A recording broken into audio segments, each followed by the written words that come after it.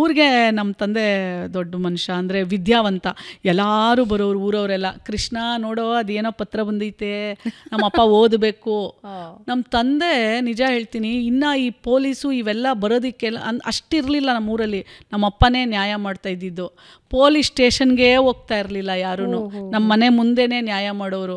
ಎಷ್ಟೋ ಜನ ಬಂದು ಈಗ ಮದುವೆ ಆದಮೇಲೆ, ಗಂಡ ಸತ್ತೋದ್ಮೇಲೆ ಇದೆಲ್ಲ ಬಂದು, ಕೃಷ್ಣ ನೋಡೋ ಮಕ್ಕಳು ನಿಮ್ಮ ಅಣ್ಣ ಸತ್ತೋದ್ಮೇಲೆ ನಾನು ಹಿಂಗೆ ಆಚೆ ಹಾಕ್ಬಿಟ್ಟವ್ರೆ, ಹಿಂಗೆಲ್ಲ ಮಾಡಿ ನಮ್ಮ ತಂದೆನೇ ನ್ಯಾಯ ತೀರ್ಮಾನ ಎಲ್ಲ ಮಕ್ಕಳನ್ನ ಕರೆದು ಅಮ್ಮಂಗೆ ಏನು ಕೊಡಬೇಕು, ತಾಯಿಗೆ ಎಲ್ಲವನ್ನೂ ಮಾಡ್ತಾಯಿದ್ರು. ನಾವು ಸುಮ್ಮನೆ ಮಕ್ಕಳು ಸುಮ್ಮನೆ ನೋಡ್ತಿದ್ವಿ. ಬಟ್ ಒಂದಿನ ನಾನು ಆ ಸ್ಥಾನಕ್ಕೆ ಬರ್ತೀನಿ ಅಂತ ಊಹೆನೂ ಮಾಡಿರಲಿಲ್ಲ. ಇವತ್ತು ಅವರಿಲ್ಲ. 20 ವರ್ಷ ಆಯಿತು ನಮ್ಮ ತಂದೆ ಇಲ್ಲ. ಬಟ್ ಅವ್ರು ನೆನೆಸ್ಕೊಳ್ದೇ ಇರೋ ದಿನಾನೇ ಇಲ್ಲ ನನಗೆ. ಯಾಕಂದರೆ ಅಂಥ ಹಳ್ಳಿ ವಾತಾವರಣದಲ್ಲಿ ಋತುಮತಿ ಆದಮೇಲೆ, ಮೈ ನೆರೆದ ಮೇಲೆ, ಒಂದು 2-3 ವರ್ಷಕ್ಕೆ ಗಂಡು ನೋಡಿ ಮದುವೆ ಮಾಡುವಂಥ ಊರುಗಳಲ್ಲಿ ನಾವು ಹುಟ್ಟಿದ್ದು. ಅಂಥದ್ರಲ್ಲಿ ಆ ಇಡೀ ಊರಲ್ಲಿ ನಮ್ಮ ತಂದೆ ನನ್ನನ್ನು ವಿದ್ಯಾವಂತೆಯನ್ನಾಗಿ ಮಾಡಿದ್ದು. ನಮ್ಮ ತಾಯಿಗೆ ಹೇಳೋರು, ನನ್ನ ಮಗಳು ಓದಬೇಕು, ಅವಳು ಕಾಲ ಮೇಲೆ ಅವಳು ನಿಂತ್ಕೋಬೇಕು, ಯಾರ ಹತ್ರನೂ ಕೈ ಚಾಚಿ ದುಡ್ಡು ಬೇಡಬಾರ್ದವಳು. ಅವಳು ಎಲ್ಲಿವರೆಗೂ ಓದ್ತೀನಿ ಅಂತಾಳೆ ಅಲ್ಲಿವರೆಗೂ ಓದಿಸ್ತೀನಿ ಅಂತ ಹೇಳಿ, ನಿಜವಾಗ್ಲೂ ನಾನು ಯಾವತ್ತೂ ಅಪ್ಪ ನಾನು ಮದುವೆ ಆಗ್ತೀನಿ ಅಂದೆ, ಅಲ್ಲಿವರೆಗೂ ಅವ್ರು ನನ್ನ ಮದುವೆ ವಿಷಯ ಎತ್ತಲಿಲ್ಲ. ಅವಳು ಓದಬೇಕು ಅಂತಂದರು. ಆಮೇಲೆ ನಮ್ಮ ತಂದೆ ಏನಂದರೆ, ನಮ್ಮ ತಾಯಿ ಹೇಳೋರು, ಒಳ್ಳೆ ವರ ಬಂದೈತೆ ಕೊಡ್ಬೋದು, ಏನು ಓದಿಸಿ ಏನಾಗ್ತೈತೆ, ಬೇಕಾದಂಗೈತೆ ಅವ್ರ ಮನೇಲಿ ಅಂತೇಳೋ. ನಮ್ಮಪ್ಪ ಹೇಳೋರು, ಬೇಕಾದಂಗಿದ್ರೆ ಏನು ಬರ್ಕೊಟ್ಬಿಡ್ತಾರ ನನ್ನ ಮಗಳ ಹೆಸರಿಗೆ, ನನ್ನ ಮಗಳು ಯಾರ ಹತ್ರ ಕೈ ಚಾಚಿ ದುಡ್ಡು ಬೇಡಬಾರ್ದು ಅಂತ.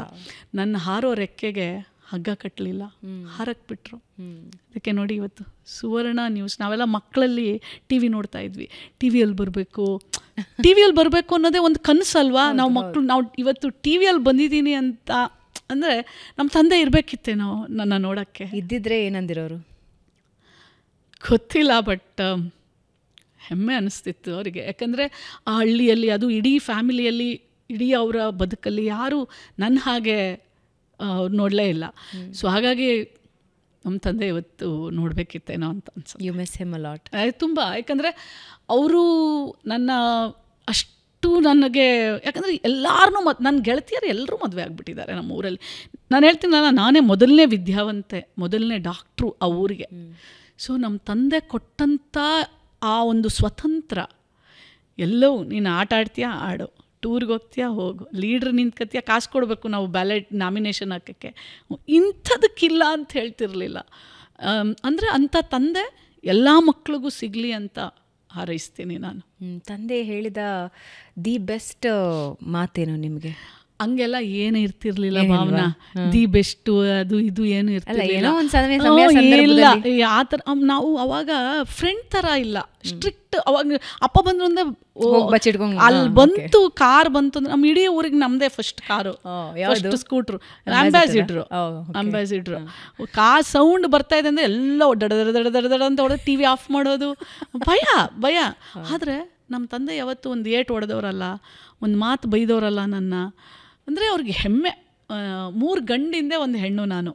3 ಗಂಡು ಮಕ್ಕಳಾದಮೇಲೆ ಹೆಣ್ಮಕ್ಳು ಅಂದರೆ ನಾನು ಹುಟ್ಟಿದಾಗ ತುಂಬ ಖುಷಿ. ಹೋಗ್ಬಿಟ್ಟು ಎಲ್ಲರಿಗೂ ನನಗೆ ಟೊಮೊಟೊ ಹಣ್ಣು ಥರ ಇದ್ದಾಳೆ ನನ್ನ ಮಗಳು ಅಂತ ಹೇಳ್ಕೊಂಡು. ಮತ್ತು ಯಾರೋ ಒಬ್ಬರು ಜ್ಯೋತಿಷ್ಯ ಹೇಳೋರು, ನಮ್ಮ ತಾಯಿಗೆ 3 ಗಂಡಿಂದೆ ಒಂದು ಹೆಣ್ಣು ಹುಟ್ಟಬಾರ್ದು, ಅದು ಮನೆ ಮೇಲೆ ಕಳಸ ಬಿದ್ದಂಗೆ, ನಿಮ್ಗೆ ನಿಮ್ಮ ಮನೆಯವ್ರಿಗೂ ಅಥವಾ ನಿನ್ನ ಗಂಡನಿಗೆ ಏನಾದರೂ ಆಗತ್ತೆ, ಈ ಥರ ಎಲ್ಲ ಹೇಳ್ಬಿಟ್ಟಿದ್ರಂತೆ. ನಮ್ಮ ತಂದೆ ಬಂದ್ರಂತೆ, ನಮ್ಮಮ್ಮ ಅಳ್ತಾ ಇದ್ರಂತೆ ತೊಡೆ ಮೇಲೆ ಹಾಕ್ಕೊಂಡು, ಮಗ ಹೋದ್ರು ಹೋಯ್ತು, ನೀನು ಎಲ್ಲ ಇರ್ಬೇಕು ನಮ್ಮಲ್ಲಿ. ಅವಾಗ ಚೆನ್ನಾಗಿ ಅವ್ನು ನೆಕ್ಸ್ಟ್ ದಾರಿಗೆ ಬರಲಿಲ್ವಂತೆ, ಅವ್ನು ಜ್ಯೋತಿಷಿ ಹೇಳೋನು ನಮ್ಮ ತಂದೆ. ಆ ಥರ ಅಂದರೆ 3 ಗಂಡಿಂದೇ ಹೆಣ್ಣು ನಾನು. ಆ ಜ್ಯೋತಿಷಿ ಎಲ್ಲ ಅಂದರೆ ಕೆಲವೊಂದೆಲ್ಲ ಏನೋ ಹೇಳ್ತಾರೆ. ಅವಾಗ ಏನಂದ್ರೆ 3 ಹೆಣ್ಣಿಂದೆ 1 ಗಂಡು ಅಂದರೆ ಮನೆಗೆ ಉದ್ಧಾರ ಮಾಡೋನು ಅಂತ ಅರ್ಥ ಆಯ್ತಾ? ಒಂದ್ಸಲ ಯೋಚನೆ ಮಾಡು. ಅಂದರೆ 3 ಹೆಣ್ಣಾದ್ರೆ ಎಲ್ಲರೂ ಕೊಟ್ಟ ಮನೆಗೆ ಹೋಗ್ಬಿಡ್ತಾರಲ್ಲ, ಮನೆ ಶಾಕವ್ರು ಯಾರು? ಅವಾಗ ಏನಂದ್ರೆ ಒಂದು ಕಳಸಪ್ರಾಯ. ಈಗ 3 ಗಂಡಿಂದೆ ಹೆಣ್ಣು ಹುಟ್ಟು ಅಂತಂದ್ರೆ ಅದು ನಂಗೆ ಗೊತ್ತಾಗ್ಲಿಲ್ಲ ಯಾಕೆ ನೆಗೆಟಿವ್ ಅಂತ. ಆ ಥರನೂ ಎಲ್ಲ ನಮ್ಮ ತಂದೆ ಹೋಗಿ. ಇವತ್ತು ನೀವು ಮಹಿಳಾ ಆಯೋಗದ ಅಧ್ಯಕ್ಷಿಯಾಗಿ ಒಂದೊಂದು ಕೇಸ್ಗಳ ಬಗ್ಗೆ ಇದ್ರ ಬಗ್ಗೆ ಮಾತಾಡ್ತಾ ಇರುವಾಗ ಏನಾದರೂ ಅಪ್ಪ ಇದ್ದಿದ್ದಿದ್ರೆ? ನಾನು ಹೇಳ್ತೀನಲ್ಲ, ನಾನು ಇವಾಗಂತೂ ತುಂಬಾ ನೆನಪು ಮಾಡ್ಕೋತೀನಿ. ಆವಾಗ ಓದ್ತಾ ಇದೆ ಅಷ್ಟು ನೆನಪು ಬರ್ತೀವಿ. ಬಟ್ ಇವಾಗ ಅವರು ಕೊಟ್ಟಂಥ ಶಕ್ತಿ ಏನಿದೆ ಅಲ್ಲ ನನಗೆ, ಪ್ರತಿದಿನ ಆ ಶಕ್ತಿನೇ ಮುಖ್ಯವಾಗಿ ನನ್ನಲ್ಲಿ ಈ ಹೋರಾಟದ ಮನೋಭಾವಕ್ಕೆ ಅವರೇ ಕಾರಣ. ಸೊ ಹಾಗಾಗಿ ನನಗೆ ಪ್ರತಿದಿನ ನೆನಪಿಗೆ ಬರ್ತಾರವರು. ನಮ್ಮ ತಂದೆ ನಾನು ಹುಟ್ಟಿದಾಗಲೂ ಅಷ್ಟೇ 3 ಗಂಡಿಂದೆ ಒಂದು ಹೆಣ್ಣು ಹುಟ್ಬಿಟ್ಟೈತೆ, ಹೆಸರೇನು ಇಕ್ಕಬೇಕು ಅದೆಲ್ಲ ಏನೇನೋ ಅವರು ಇವ್ರ ಹತ್ರ ಹೋಗಿ ಕೇಳಿದ್ರಂತೆ.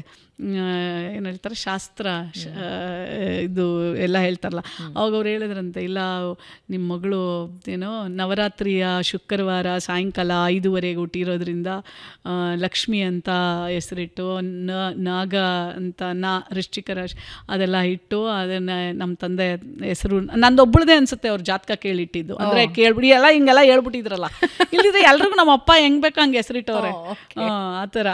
ಸೊ ನಾಗಲಕ್ಷ್ಮಿ, ನಾನು ಎಷ್ಟೋ ಸಲ ನೀನು ಏನು ನನ್ನ ಹೆಸರು ನಾಗಲಕ್ಷ್ಮಿ ಅಂತಿಟ್ಟೆ, ನೀವು ಬೇರೆ ಏನಾದ್ರು ಹೆಸರು ಇಡ್ಬೇಕು ತಾನೆ ನನಗೆ. ನನ್ನ ದಾರಿಲೆಲ್ಲ ಹೋಗ್ತಾ ಇದ್ರೆ ನಾಗರಾವ್ ಶಬ್ದ ಮಾಡೋದು ಹಂಗೆಲ್ಲ ಅಣಗ್ಸೋರಪ್ಪ ನಾನು ಕಾಲೇಜಲ್ಲಿ ಓದ್ಬೇಕಾದ್ರೆ. ಇದೆಲ್ಲನೂ ಒಂಥರ ಬಂದು ಹತ್ಕೊಂಡು ಕೂತ್ಕೊಂಡ್ಬಿಡ್ತಿದ್ದೆ. ಆಮೇಲೆ ಇವತ್ತು ಅನಿಸುತ್ತೆ ಆ ಹೆಸರಿಗೆ ಎಷ್ಟು ಶಕ್ತಿ ಇದೆ.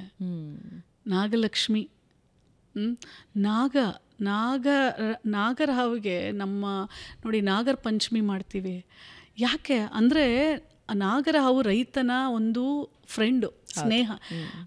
ಇವತ್ತು ನಾಗರ ಹಾವುಗಳಿಲ್ಲ ಅಂತಂದರೆ ಬರೀ ಇಲಿ ಹೆಗ್ಣಗಳೇ ಜಾಸ್ತಿಯಾಗಿ ಏನೂ ಉಳಿತಾನೆ ಇರಲಿಲ್ಲ. ಅಂದರೆ ಮತ್ತು ನಾಗರ ಹಾವು ಒಂದು ಎಚ್ಚರಿಕೆ, ಯಾವಾಗಲೂ ಅಲರ್ಟ್ನೆಸ್. ಲಕ್ಷ್ಮಿ ಸಮೃದ್ಧಿಯ ಸಂಕೇತ. ಇದಕ್ಕಿಂತ ಒಳ್ಳೆ ಹೆಸರು ಬೇಕಾ? ಸೊ ಈಗ ಅನಿಸುತ್ತೆ ಕರೆಕ್ಟಾಗಿ ಯೋಚನೆ ಮಾಡಿ ಇಟ್ಟಿದ್ದಾರೆ ಅಂತ. ಅಲ್ಲ, ಇವಾಗ ನೀವು ಮಾತನಾಡ್ತಾ ಇರೋವಾಗಲೇ ನನಗೆ ಅರ್ಥ ಆಗಿದ್ದು, ನೀವು ಸ್ವಲ್ಪ ಗಟ್ಟಿ ಹೆಣ್ಣು ಮಗಳಾಗಿದ್ರಿ ಆಗ್ಲೇ ಸ್ಕೂಲು ಕಾಲೇಜ್ನಲ್ಲಿ ಅಂತ. ನಿಮಗೂ ರೇಗಿಸ್ತಿದ್ರಾ? ಏನು ರೇಗಿಸೋರು ಎಲ್ಲ ರೇಗಿಸ್ತಾರೆ. ಅಂದರೆ ಈಗ ನಡ್ಕೊಂಡು ಹೋಗ್ತಾ ಇದ್ದೆ, ನಾನು ಕಾಲೇಜು ಸಿದ್ಧಾರ್ಥದಲ್ಲಿ ಓದಿದ್ದು, ಸಿದ್ಧಾರ್ಥ ಡೆಂಟಲ್ ಕಾಲೇಜ್ ತುಮಕೂರಲ್ಲಿ ನಾನು ಡೆಂಟಿಸ್ಟ್ರಿ ಓದಿದ್ದು. ಹಿಂಗೆ ಕೂತ್ಕೊಂಡಿದ್ರೆ ಹುಡುಗರು ನಾನು ಹೋಗ್ತಾ ಇದ್ರೆ ಬುಸ್ ಬುಸ್ ಅಂತೆಲ್ಲ ಸೌಂಡ್ ಮಾಡೋರು. ಅವಾಗ ಅಳು ಬಂದ್ಬಿಡೋದು, ಹೋಗ್ಬಿಡು ನಿಮ್ಮ ಬೇರೆ ಹೆಸರು ಇಡಬೇಕಿತ್ತು ನೀನು ಅಂತ ಹೇಳ್ತಾ ಇರ್ತಿದ್ದೆ. ಸೊ ಇವಾಗ ಅವೆಲ್ಲ ತಲೆನೇ ಕೆಡ್ಸ್ಕ ಅಂದರೆ ಅವೆಲ್ಲ natural, that's how it is.